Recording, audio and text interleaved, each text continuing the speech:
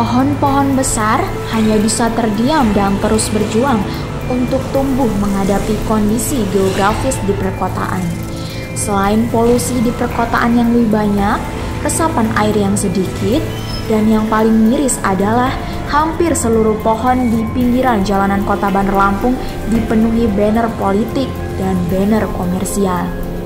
Menancapkan banner dengan paku semacam menyakiti pohon secara perlahan, menghambat pertumbuhannya dan merusak estetika hanya demi keuntungan sang empu kepentingan politik maupun komersial. Apalagi menjelang pilkada tahun 2020, banner alat peraga kampanye yang serampangan semakin banyak. Walhi Provinsi Lampung tak pernah lelah mengingatkan, menghimbau, dan mengajak pihak-pihak terkait untuk menertibkan polemik hantu pohon ini. Ketua Walhi Irfan Tri sangat geram menyayangkan hal tersebut. Pasalnya sejak bertahun-tahun polemik banner tidak kunjung ditertibkan oleh pihak-pihak yang berwenang.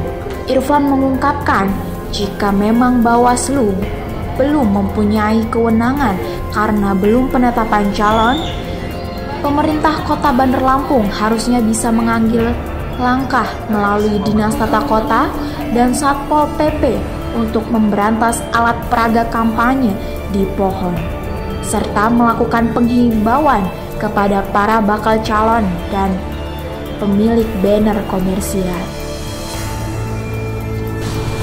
Assalamualaikum warahmatullahi wabarakatuh. Pemirsa, kembali lagi bersama saya Sela Nurdaya. Kami sedang berada di kantor Walhi. Ya Bang, dengan Abang siapa Bang? Irfan. Bang Irfan. Jadi kita di sini mau minta tanggapan terkait banner-banner yang dipasang dengan serampangan di pohon-pohon. Terkait banner itu Bang yang ditempel di paku di pohon-pohon itu sebenarnya mengganggu nggak sih Bang, atau tanggapan dari Walhi sendiri itu kayak mana? Ya, sebetulnya kan banner-banner yang dipasang pohon, baik itu banner terkait dengan politik maupun banner komersial lainnya ya, dan itu tentu mengganggu berbagai aspek, terutama terkait dengan aspek tata kota gitu, yang sangat-sangat mengganggu keindahan kota. Dan yang kedua juga berpotensi terhadap lingkungan. Dia pemasangan banner dengan dipaku di pohon, yang mana paku tersebut notabene memiliki unsur karat, dia juga dapat berpengaruh terhadap keberlangsungan hidup pohon tersebut.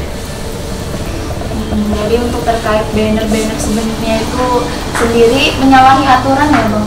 Iya, maka di beberapa momen ataupun kesempatan kita selalu menyampaikan hal ini kepada Bawaslu ya, selaku instansi yang bertanggung jawab terhadap pengawasan proses pemilu maupun pilkada kan. Dan memang di beberapa sanggahan Bawaslu mereka berkilah bahwa sekarang kan belum pada tahap proses kampanye katanya. Kita jangan berbicara pada proses tahap kampanye, tetapi kita berbicara pada proses tahap pilkada, mulai dari pembukaan pendaftaran sampai dengan pasca pemilihan. Dan itu seharusnya Bawaslu maupun KPU mempunyai kewenangan gitu untuk melakukan penertiban, pencopotan maupun pemberian sanksi kepada bakal calon dan calon-calon wali kota di Kota Bandar Lampung khususnya. Dan kepada Pemkot juga kita menghimbau, Pemkot mempunyai kewenangan loh melalui Satpol PP sebagai tim penegak perda gitu kan, karena kan di Kota Bandar Lampung tentu ada perda terkait dengan reklame kan, dan hal ini bisa kita pastikan semua banner-banner itu reklame ilegal untuk semua calon itu, terlebih lagi dipasang di pohon. Nah seharusnya kan Pemkot bisa punya inisiatif ya untuk melakukan penertiban banner-banner yang ada di pohon tersebut. Jadi sebenarnya dari Walhi ini udah ada obrolan sama Bawaslu KPU terkait kampanye ini untuk banner yang ada di pohon.